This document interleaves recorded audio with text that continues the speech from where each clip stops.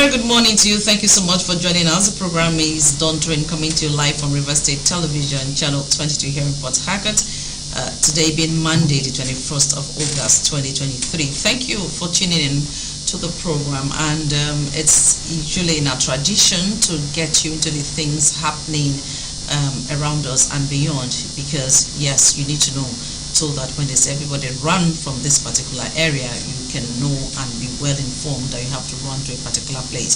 So that's why it's good to always join us on the program Dawn Train, coming your way every morning. I'm Utuna here as well, and as usual, Gogo Iyala is with me in the studio. Good morning to you, Gogo. Good morning. How was the weekend? Beautiful. I hope you were able to rest. That's the essence of staying off work. I hope you had time to rest.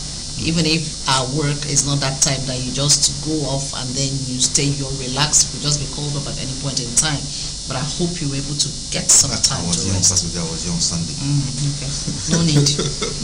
There's no need. That's why I said this kind of job, you have to be here, then you know that we are not regular workers, because for us, the weekend could just be when you do so much work at the office. Okay, whatever the case, I hope you were able to rest too, spend some time with family and friends and loved ones, which is quite important, because Mondays like this in several quarters, it's usually very hectic. At the end of the day, some persons complain a lot about the work they have to do. So that's why it's advisable to just do your best on Friday. Do not heap up work so that you don't have so much to do on Monday morning.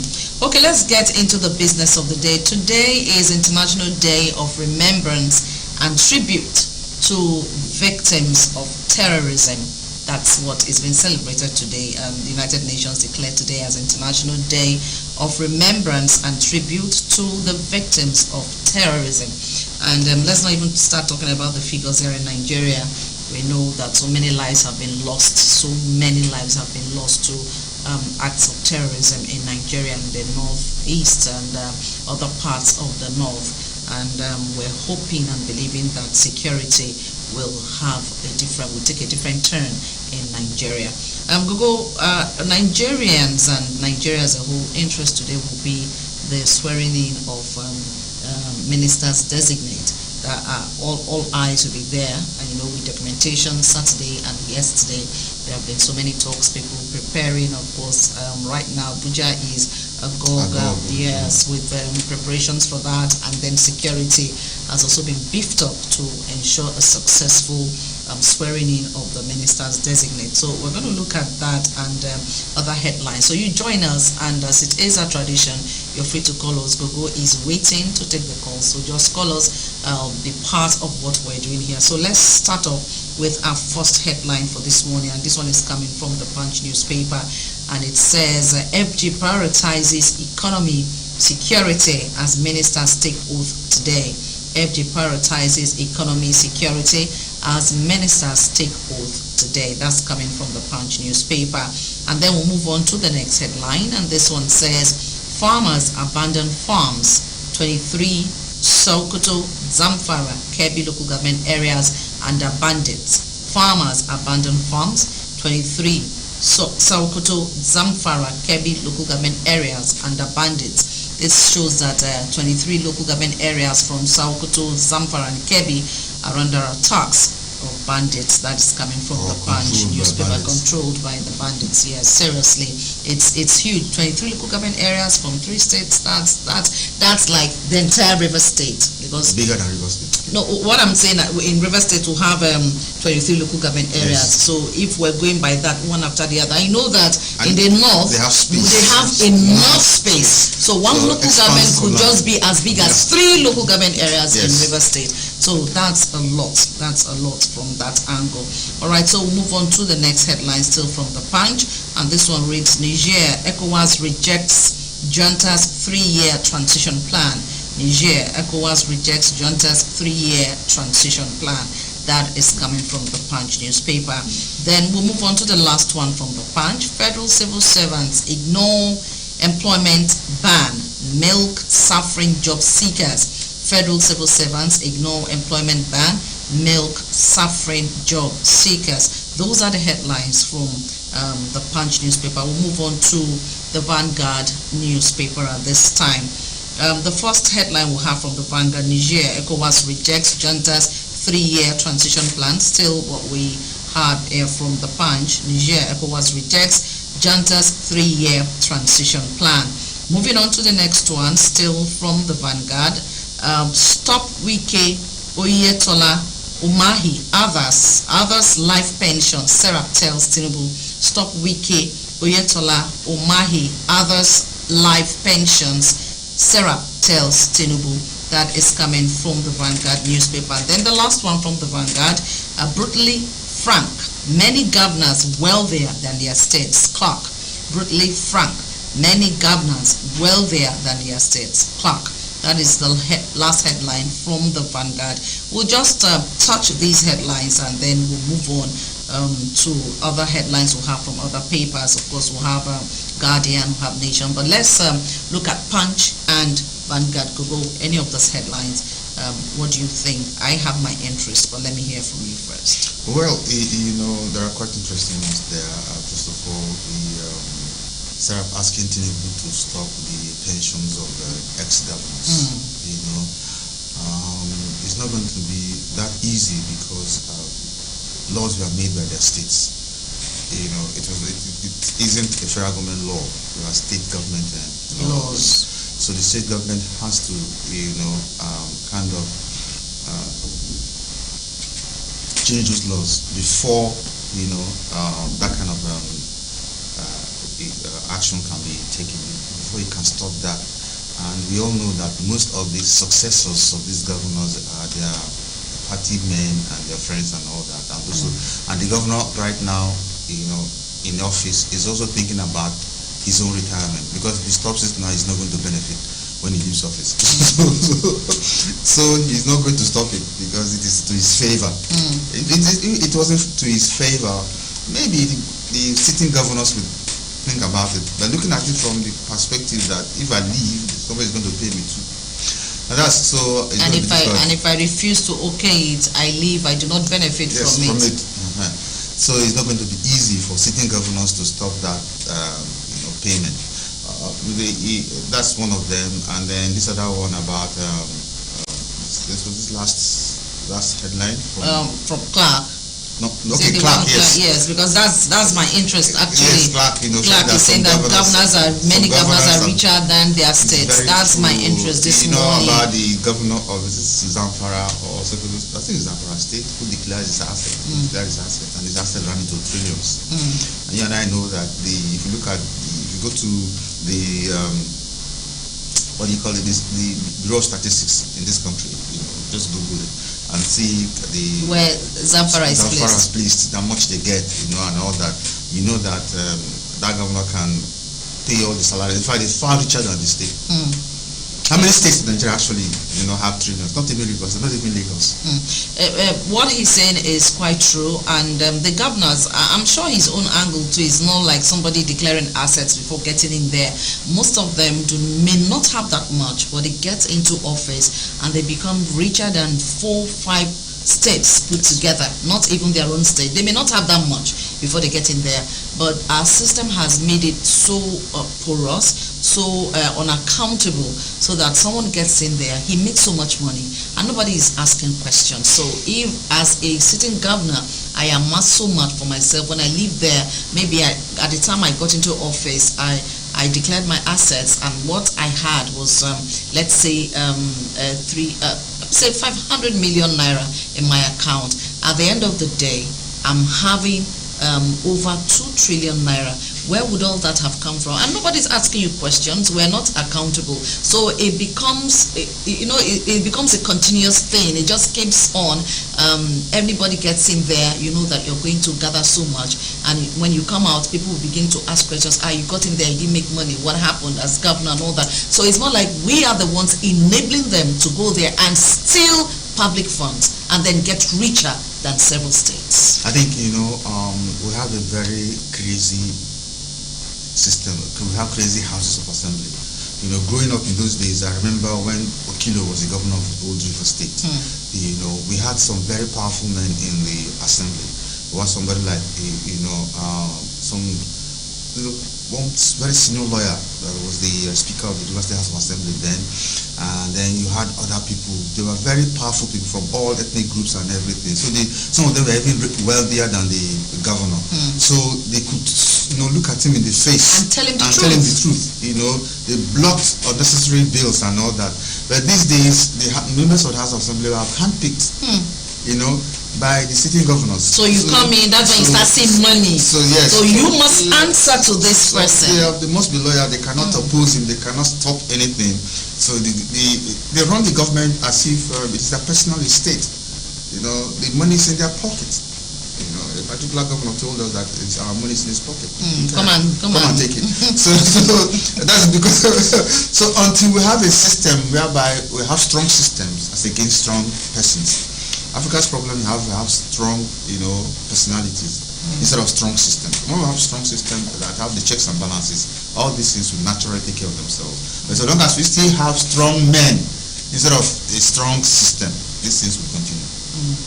Okay, so we'll move on. Our number is being displayed on your screen. At this time, do call us and share your thoughts with us. Okay, we're going to the Guardian newspaper. The first headline from the Guardian reads, 7 states in dire straits, economic losses over border closure. 7 states in dire straits, economic losses over border closure. We'll move on to the next one, still from the Guardian. Tinubu reshuffles yet to be constituted cabinet, appoints Momo, Niger Delta minister. Tinubu reshuffles yet to be constituted cabinet, appoints Momo, Niger Delta minister. That is coming from the Guardian. Then from the Guardian, we also have time to release Bawa from DSS custody. Falana tells FG. Time to release Bawa from DSS custody. Falana tells FG. Bawa there was the chairman of the Economic Financial Crimes Commission, EFCC, and Falana telling the FG, telling the federal government that it's time to release him from the DSS. Those are the headlines from the Guardian. We'll react to them before we move on to the next paper. Okay, so as the calls come through, we'll take them. Now, Gogo, my interest, I have two. I'll be looking at the border closure, the effect of the border closure on the states, on 7 states in Nigeria as mentioned, and then I'll also look at the reshuffling of the cabinet. Everyone had prepared, and then yesterday we just saw it that, wow, the president had reshuffled, moved this person to that place, brought this person here. And then we also know that Niger Delta was not there. There was no minister there. Yes, when the list came out, and we saw it yesterday. I was just wondering, if reshuffling has to be done this early, what are we looking at? What do we expect? Because it means that things were not thought through properly. Things were not considered, actions were not taken, questions were not asked, because we're talking about ministers here, we're talking about cabinet members of the Federal Republic of Nigeria, and one would expect that you would have done your homework early enough to know who is to be where, to know who to handle what before time. Now the list comes out, and we're talking about hours before swearing in, there was a shuffle. Yeah, it happens. This government is not settled yet. This government is also looking at a possible rerun election. So there's a whole lot of politics, political considerations.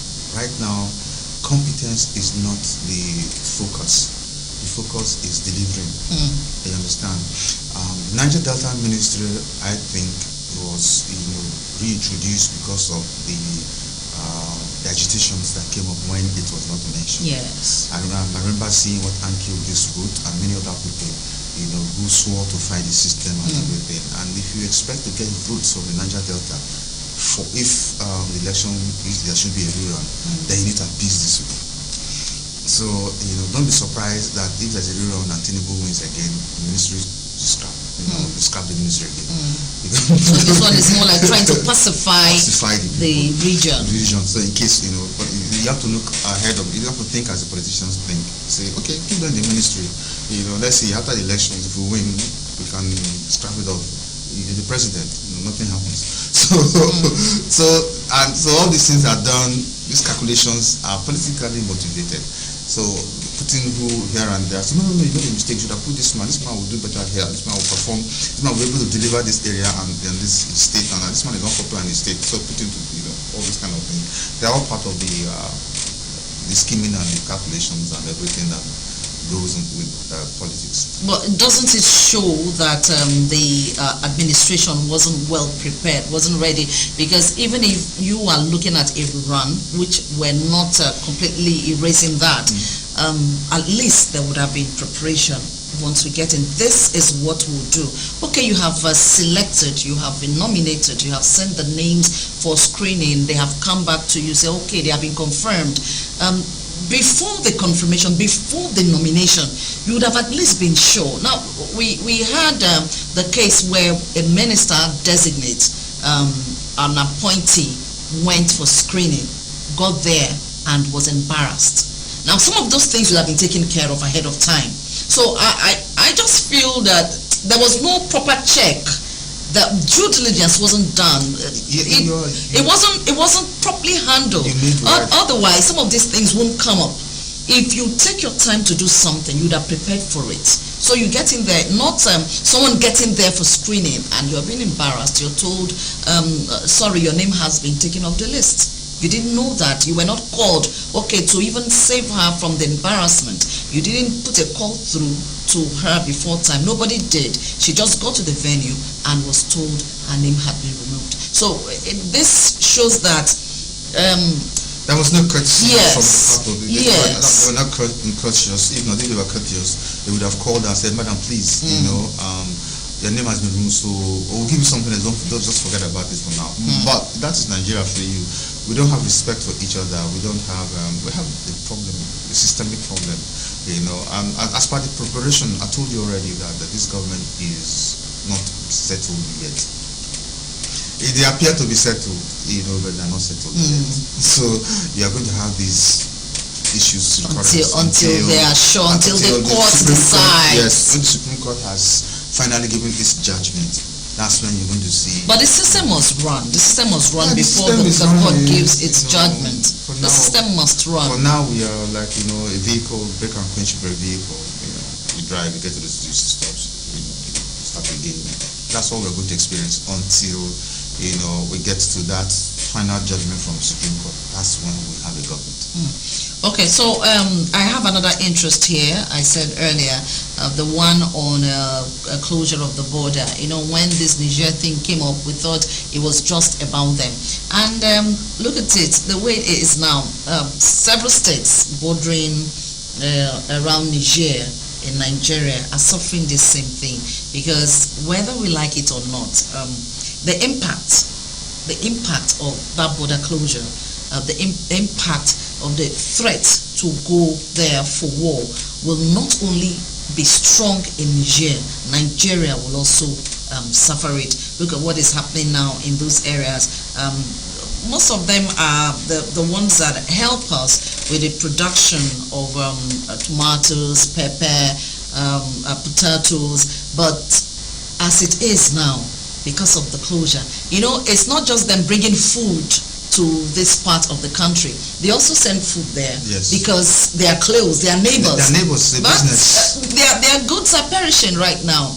Their goods, most of them are complaining their goods are perishing, and that is going to affect our revenue in Nigeria. It's going to affect it a lot, because when we send out, we receive. We know we're a country that is used to so much importation.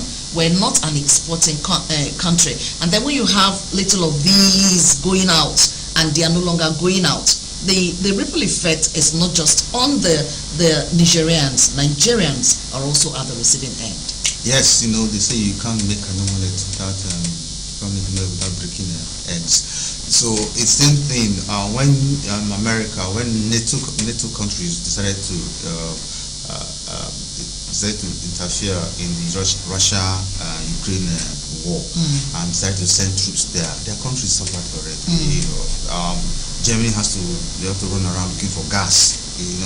and then they were talking to Israel, they were talking to some African countries on how to get gas. You know, the economy also was affected. People lost their jobs and many things. So that's how it is. When you get yourself involved in a war, directly or indirectly, you're going to have to pay the price.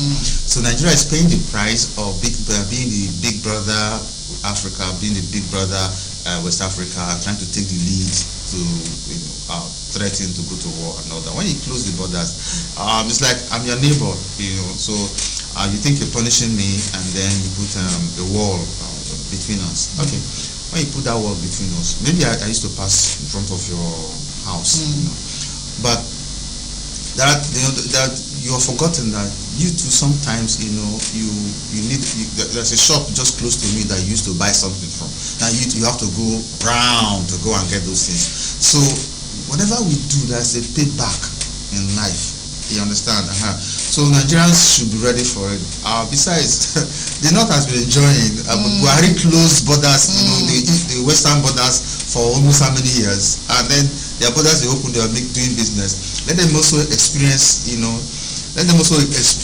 some of what it feels like when borders are closed. So next time, they'll know what the people at the Ikorodu area and all those people suffer when the Nigerian border was closed, when the Lagos borders and all that was closed. Anyway, I think we have callers here. Hello, good morning.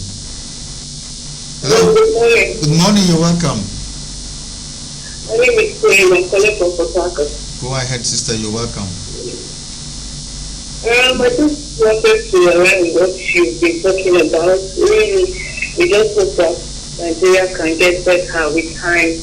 The ministerial positions and so that we get to do the challenges and other issues we've been having. We just hope that with time we can get better. Yeah, thank you. That's all. That's everybody's prayer that with time things will get better. And I also wanted to say you guys are doing a great job. Shout out to Ursula here in the studio and you, Gogo Iyala, and to the morning crew this morning, and to Madam Ursula here. I've been really watching, and I hope I want to be like you. So thank you so much. Really, I love you all and have a great day. Thank you. Love you too.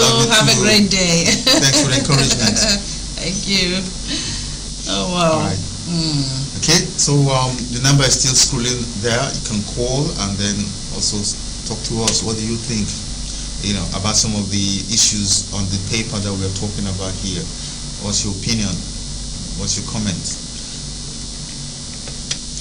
Hello? Hello? Ouch, just missed that call.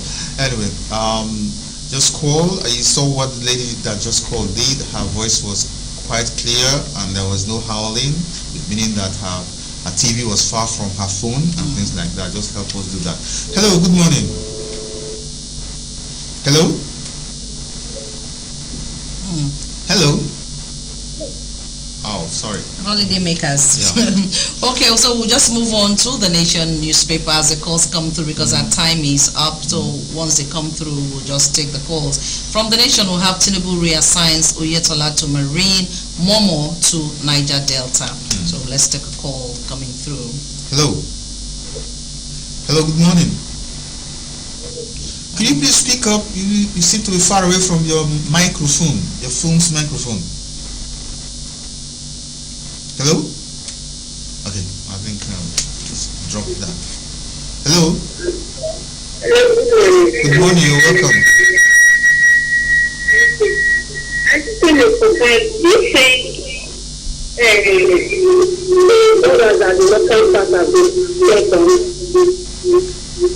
the borders, not all the northern borders, but the borders between Nigeria and Niger.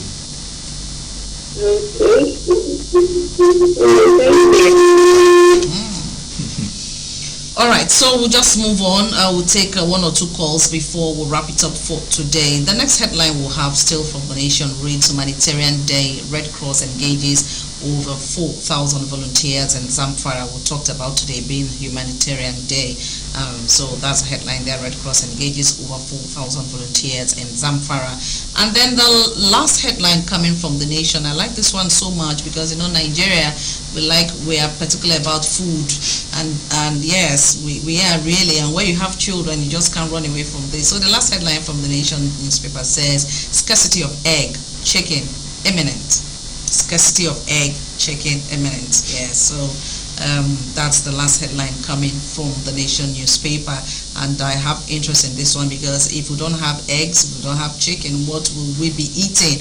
What will the children be eating? We are not in the days where they will tell you don't give a child so that the child will not steal. Now, in fact, they don't bother anymore because the eggs are always there. And here you are telling us that there's going to be scarcity. Anyway, the story here is because of the cost of maize and soya bean, because they help in the production of poultry feed.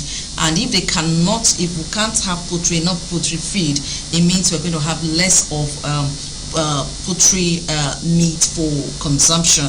And then it doesn't tell well at all. I know that last week the president said he was going to release money and so that states can actually get maize and then be able to take care of these effects caused by the removal of fuel subsidy in the different parts of the country. But I'm looking at it that before we get to that point, what will happen? Because it's not that the money is going to be released tomorrow and then the maize will be procured. In fact, at the point, some persons were saying, what are we even doing with maize? Well, here it is. You've seen the need that if we don't have maize, if we don't have soya bean, it means we cannot produce poultry feeds. It means we're going to be looking for chicken, we're going to be looking for eggs. As it is, eggs are expensive right now. So what's going to happen when it goes beyond this point? Well, actually, part of the problem is security. You remember, in the north, they grow maize. But you just heard that the 3 local governments are under the control of bandits. Farmers can't go to the market. Now, if the farmers can't go to the market, it means that there will be no... Can't go to the farm. They can't go to the farm, so there is no production. So there will be scarcity. So it's affecting us. But we have reserve, we have national reserve, we have reserve. But what we know Nigeria, if we're talking about reserve, what's the quantity? We don't even know. Even if we have reserve. We have maize reserve. We have maize reserve, but those reserves were kept for emergencies. And for now, our present condition is not seen from that perspective, from that prism. But eggs are expensive. Eggs are expensive right now. Yes. We know, eggs are expensive, but I don't think government is seeing this as an emergency. Unless you want to import maize, outside Nigeria to take care of the shortfall, Would it be better importing instead of falling back on the reserves? And besides, maize doesn't take long to grow, and 3 months. 3 months, although it has a season. But with technology and everything, the season shouldn't be too much of a problem. So if we have forward-looking government, proactive government and all that, it's very simple. You see what is happening, you can look for a way, and then you grow your maize. Hello.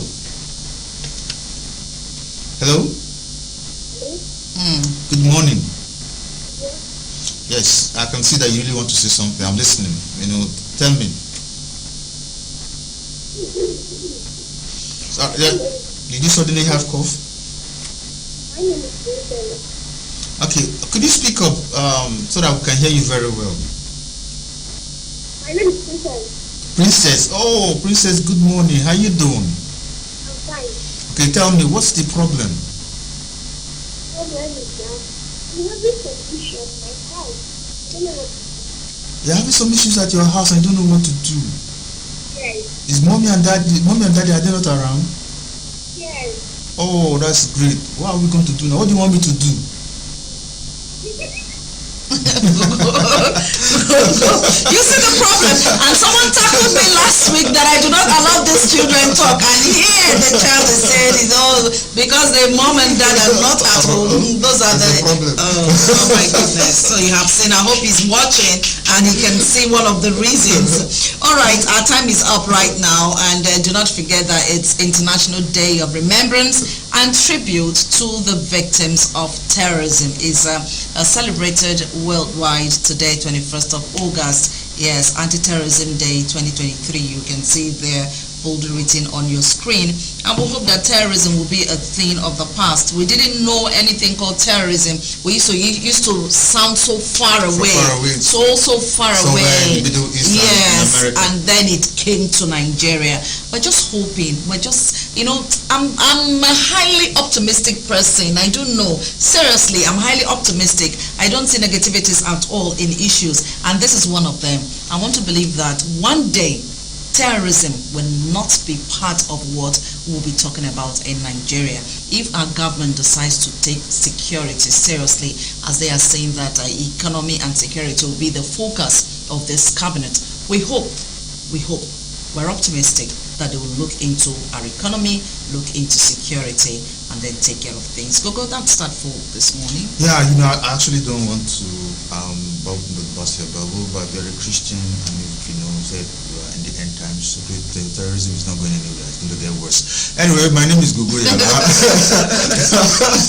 I'll be happy and enjoy yourself. Okay, I'm Otuna here as well. Stay tuned and continue watching programs coming your way from RSTV here in Port Harcourt.